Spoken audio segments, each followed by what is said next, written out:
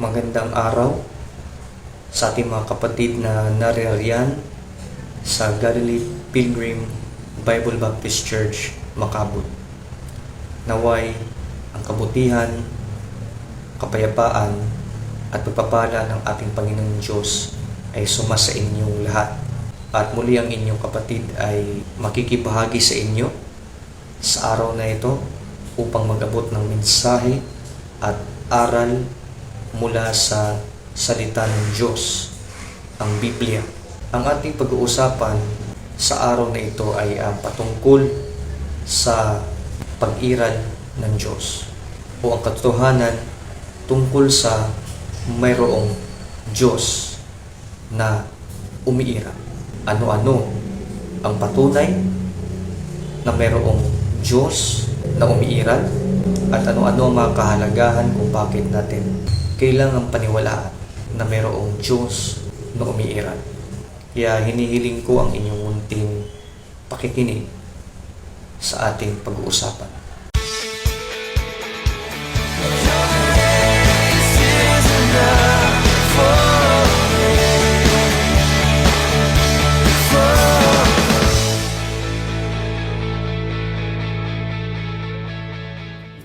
Isang seryosong katanungan. Totoo ba na mayroong Diyos? Maraming mga tao na hindi naniniwala na totoo ang Diyos. Ngunit ito ang sinasabi ng Biblia na ating mababasa sa Awit, Kapitulo 14, talatang 1. Ang mangmang ay nagsabi sa kanyang puso, walang Diyos. Sila'y nangapapahamak, sila'y nagsigawa ng kasuklam-suklam na mga gawa. Walang gumawa ng mabuti. Ayon sa banal na kasulatan, ang mga tao na hindi naniniwala na mayroong Diyos ay sinasabing mga mangmang at hindi nakakagawa ng mabuti. Sila'y nangapapahamak at gumagawa ng mga kasuklam-suklam na mga bagay. Ngunit sa kabila ng lahat ng ito, ay patuloy pa rin na mayroong mga tao na umiiral sa ating kapanahunan na sadyang hindi pinaniniwalaan na mayroong Diyos. Sa kabila ng kanilang hindi pagsampalataya na mayroong Diyos na umiiral, malinaw ang katotohanan na mayroong mga sapat na mga patunay na nagsasabing totoo nga na mayroong Diyos. Ano-ano nga ba ang mga batayan o mga patunay na mayroon talagang umiiral na Diyos? Para malaman natin ang kasagutan, tutungo tayo sa salitang exhibit. Ang exhibit o exhibit sa Tagalog ay tumutukoy sa mga bagay na ginagamit bilang ebidensya.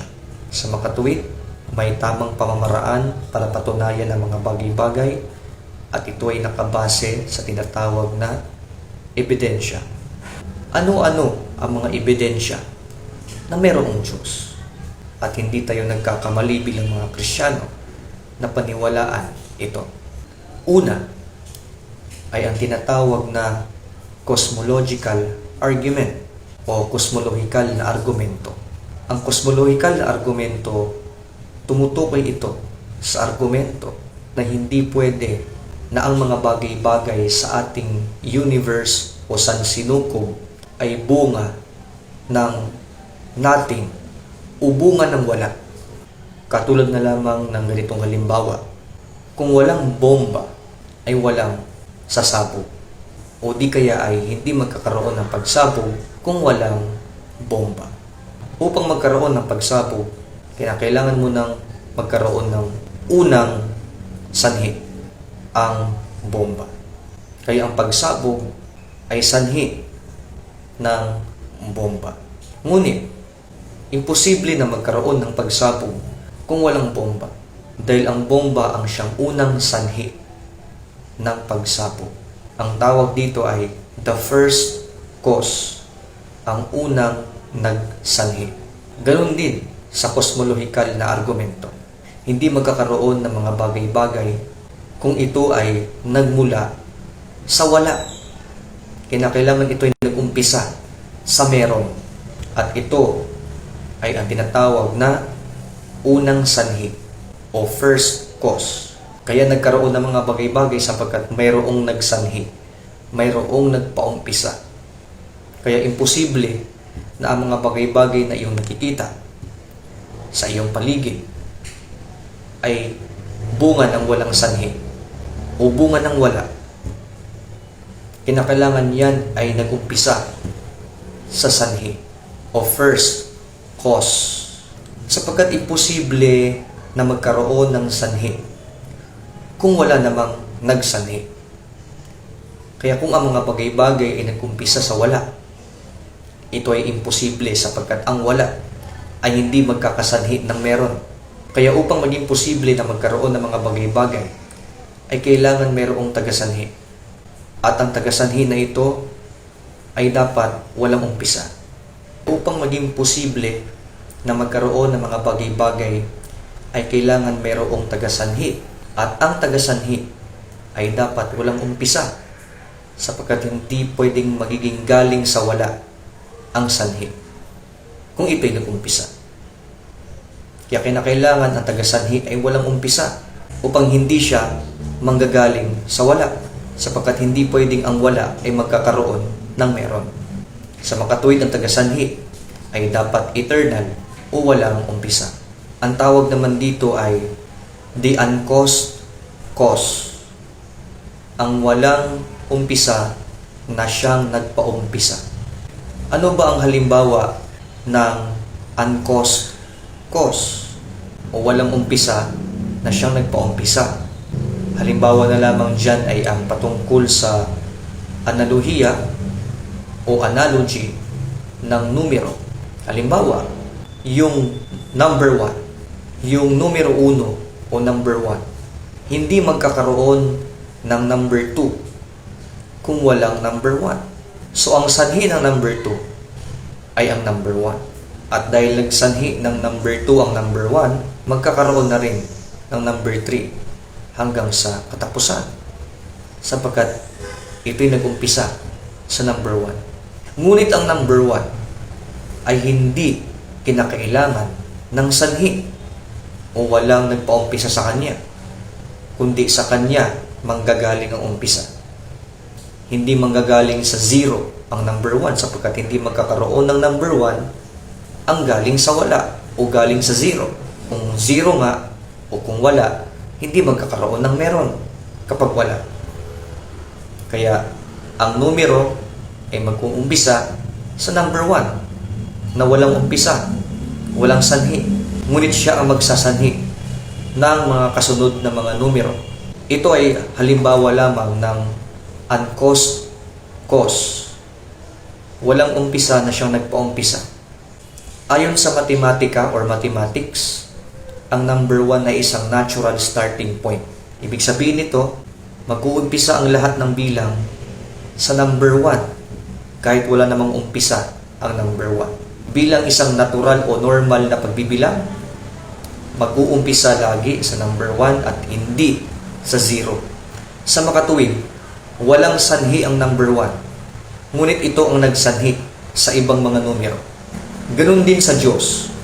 Hindi pwedeng magkaroon ng mga bagay-bagay, halimbawa na lang, katulad ng mga galaxies, stars, planets, at iba pang mga bagay-bagay kung walang taga-umpisa o taga-sanhi na siyang hindi nag-umpisa o siyang hindi sinanhi katulad ng Diyos. Sa makatuwid, ang cosmological or cosmological argument ay nagpapatunay lamang na obligadong tanggapin na mayroon talagang Diyos. Ang cosmological na argument, ang cosmological na argumento ay nagpapatibay lamang na talagang kinakailangan na may Diyos. Sapagkat hindi pwedeng manggaling sa wala ang mga galaxies, stars, planets, at universe. Hindi pwede na ang wala ang nagdahilan ng mga bagay na yan. Sapagkat ang wala ay wala. Kaya walang universe kung galing sa wala. Kaya napakahalata na mayroon talagang meron, kaya nagkaroon ng meron.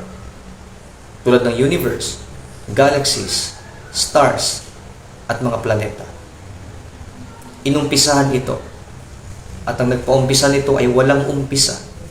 At yan ay tinatawag natin na Diyos. Isa pang patunay na mayroon talagang Diyos ay yung tinatawag na teleological na argumento. Ang teleological na argumento, ang theological argument ay tumutukoy sa argumento na mayroong natural laws, na ang mga natural laws o mga physical na mga batas o mga natural na mga batas katulad ng laws of nature, batas pangkalikasan, ay tumuturo pabalik sa tagapaglikha at hindi bunga ng tsansa o tsamba lamang o nagkataon lamang.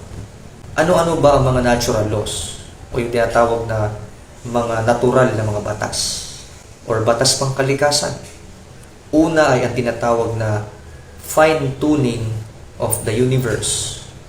Ano ba ang fine-tuning of the universe? Ang fine-tuning of the universe ay tumutukoy sa kung saan ang universe o sansinuko na siyang pinaglalagyan ng milyon-milyong mga galaxies, milyon-milyong mga stars at mga planeta ay napakabalanse ang sukat at hindi nagbabago ang kanyang pisikal na batas.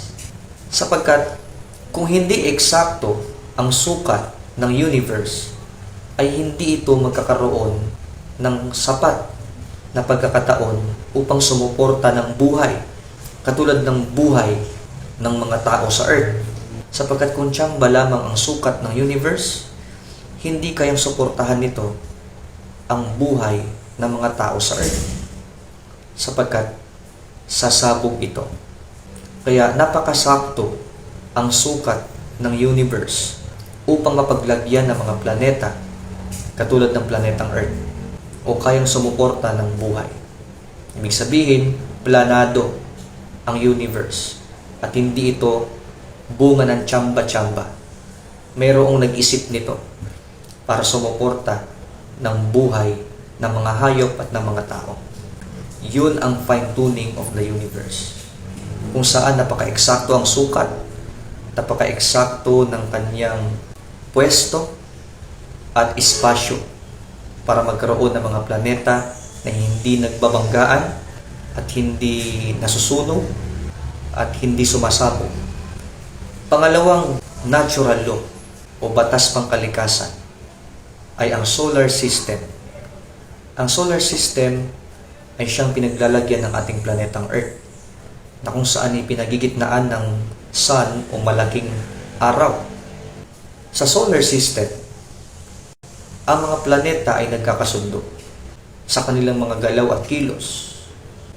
Katulad na lamang ng kanilang pag-ikot sa orbita o sa araw na hindi nagbabanggaan at sumusuporta din sila para mabuhay ang mga tao sa Earth. Ibig sabihin, ang sukat ng mga planeta at ang mga distansya nito ay napaka-eksakto upang mabuhay ang mga tao.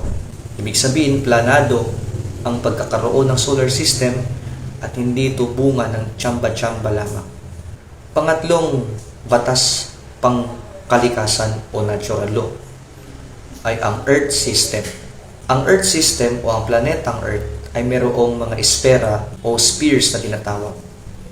Andyan yung atmosphere, hydrosphere, geosphere, at biosphere. Na kung saan, dahil sa mga bagay na ito, ay nabubuhay tayong mga tao. Sapagkat kung wala ang mga esfera na ito, hindi tayo mabubuhay. Ito ang pumoprotekta sa atin laban sa mga aksidenteng hindi natin kontrolado. Pinoprotektahan tayo sa sobrang init upang hindi masunog ang planetang Earth. Meron tayong katubigan, sapat upang mabuhay ang mga hayop, mga halaman, mga tao. Meron tayong mga kalupaan upang magamit natin sa mga pananim, mga prutas, at iba pang mga yamang mineral. Ang mga bagay na ito ay sadyang planado at hindi ito bunga ng tsamba-tsamba. Halata na ito ay pinag-isipan upang magkaroon ng ganitong mga bagay. Pang-apat na batas pangkalikasan o natural law ay human system. Ang human system ay tungkol sa sistema na nasa atin ng mga tao. Ang tao ay mayroong mga pangunahing sistema upang mabuhay. Andiyan ang circulatory system. Ito ay patungkol naman sa pagdaloy ng dugo sa ating katawan na nagbibigay buhay sa atin. Meron tayong nervous system kung paano tumatakbo ang ating isipan, na kung saan ay nabubuhay tayo sa pamamagitan ng takbo ng ating isipan. Ang ating utak ay nagbibigay sa atin ng buhay. Meron din tayong respiratory system o yung sistemang panglaman, ang ating mga vital organs katulad ng ating puso, katulad ng ating mga bituka, mga atay, kidneys, na siyang sumusuporta upang tayo mabuhay. Ito ay mga sistema na kung saan sapat upang malaman natin na kahit sa ating katawan ay mayroong sumadya upang magkaroon ng mga bagay na katulad nito. Ibig sabihin, halatang halata na ito ay pinagplanuhan at hindi ito bunga ng tiyamba. Kaya ano-ano ang kahalagahan na paniwalaan na mayroong Diyos na umiiral? Ito ay dahil sa tinatawag na moral system o sistemang moral. Ibig sabihin, ang tao ay mayroong moral na obligasyon o pagkaalam sa tama at mali. Obligasyon ng tao na gumawa ng tama at gumawa ng mabuti, sapagkat alam ng tao kung anong tama at mali. Ang moral system o sistemang moral, ito ay ang pagkaalam ng tama sa mali, pagkaalam sa kabutihan at kasamaan. Sinusuportahan ng moralidad ang pamumuhay ng tao na nananawagan sa pangkalahatang kabutihan at nagbibigay pagkilala sa pangkalahatang kasamaan. Ibig sabihin, alam natin ang tungkol sa pangkalahatang mabuti at alam din natin ang patungkol sa pangkalahatang kasamaan, at ang batas na ito ay galing sa Diyos na Kanyang idinisenyo sa atin upang malaman ang tama at mali. Kaya ang kahalagahan na paniwalaan na mayroong Diyos ay upang magkaroon tayo ng obligasyon na gumawa ng mabuti at magkaroon din tayo ng responsibilidad sa mga bagay na dapat natin gawin na tama, at maging may pananagutan tayo o may accountability tayo sa mga hindi tama o mga mali na ating ginagawa. Yun ang kahalagahan kung bakit natin kailangan paniwalaan na mayroong Diyos. Sapagkat kung walang Diyos, hindi mo obligasyon na gumawa ng tama at walang saysay na hindi gumawa ng masama. Sapagkat ang paggawa ng masama ay isang bagay na magiging normal lang, sapagkat walang hahatol na Diyos. Ibig sabihin, okay lang pumatay, okay lang namang rape, at kung ano pang mga bagay na hindi maganda. Sapagkat walang Diyos, walang dapat katakutang tagapaghatol. Kaya napakaganda na paniwalaan na may Diyos upang ang tao ay magkaroon ng kaalaman sa kung ano ang kanyang buhay na dapat niya isabuhay.